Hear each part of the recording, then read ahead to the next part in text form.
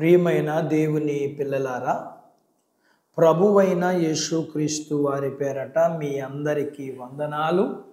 ప్రభువు పేరట మీ అందరికీ శుభములు, దీవెనలు కలుగులుగాక.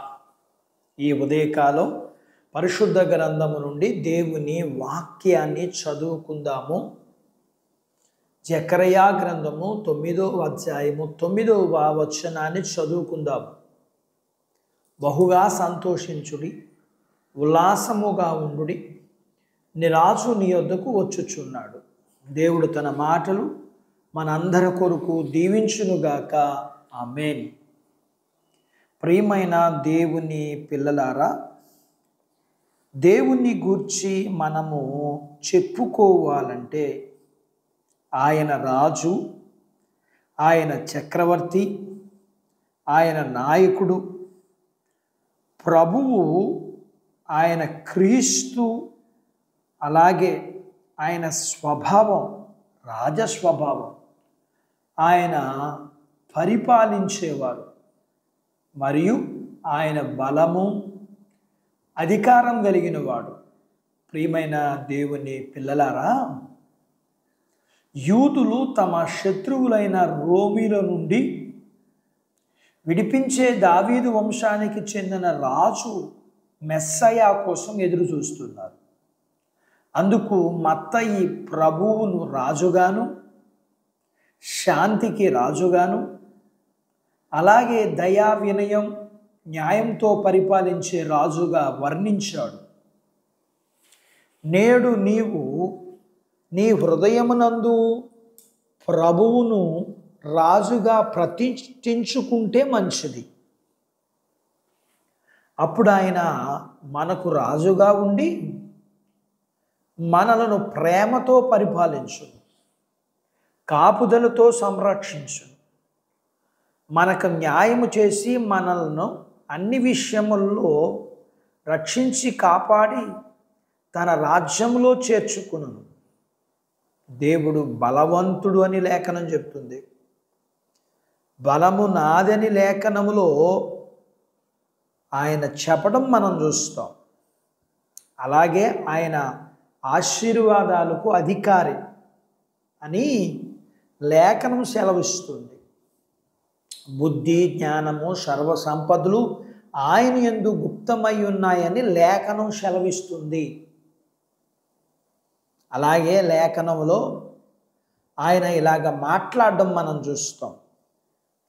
రాజైన ఆయన తన కుడివైపును ఉన్నవారిని చూచి, నా తండ్రి చేత ఆశీర్వదింపబడిన వారులారా రండి, లోకం పుట్టినది మొదలుకొని మీ కొరకు సిద్ధపరచబడిన రాజ్యమును స్వతంత్రించుకొనుడి.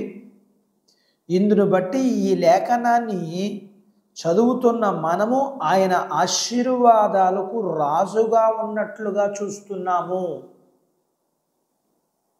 అందులకు ఆయన అనగా దేవుడు మనకిచ్చే పరలోకపు మరియు భూ సంబంధమైన ఆశీర్వాదాలకు పాత్రులు అగునట్లుగాను, ఆ ఆశీర్వాదాలు పాత్రులకు అగునట్లుగాను ఆయనను దేవుడిగా అంగీకరించినట్లయితే ఆయనిచ్చే ఆశీర్వాదాలకు పాత్రులు అవుతాం. అట్టి బాధ్యత సర్వ మానవాళికి అనుగ్రహించబడునుగాక. ఆమేన్. దేవుడు తన మాటలు మన అందరి కొరకు దీవించునుగాక. ఆమేన్. ప్రార్థించుకుందాం. నాతో పాటు ఏకీభవించండి. మమ్ములను మిక్కిలిగా ప్రేమించిన మా ప్రియ పరలోకపు తండ్రి, మీ పరిశుద్ధ నామమును బట్టి మీకు వందనాలు.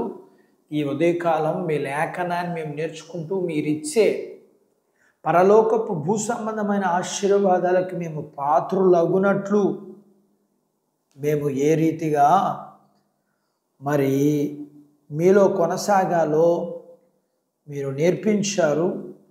దాని ప్రకారం మేము కొనసాగుటకు మాకు కావాల్సినంత సహాయాన్ని, సిద్ధపాటును మీరు మాకు ఇవ్వండి. మీకు వందనాలు ప్రభువా. చిన్న బిడ్డలను, యవనస్తులను, వృద్ధులను, స్త్రీలను, పురుషులను మీరు దీవించండి. చదువుకుంటున్న వారికి సహాయం చేయండి. ఉద్యోగ ప్రయత్నాల్లో విజయాలు ఇవ్వండి. ఉద్యోగాలలో అభివృద్ధి ఆశీర్వాదాలు ఇవ్వండి. చేతి పనులు, వ్యాపారాలు, పొలాలు, పశువుల్ని మీరు దీవించండి.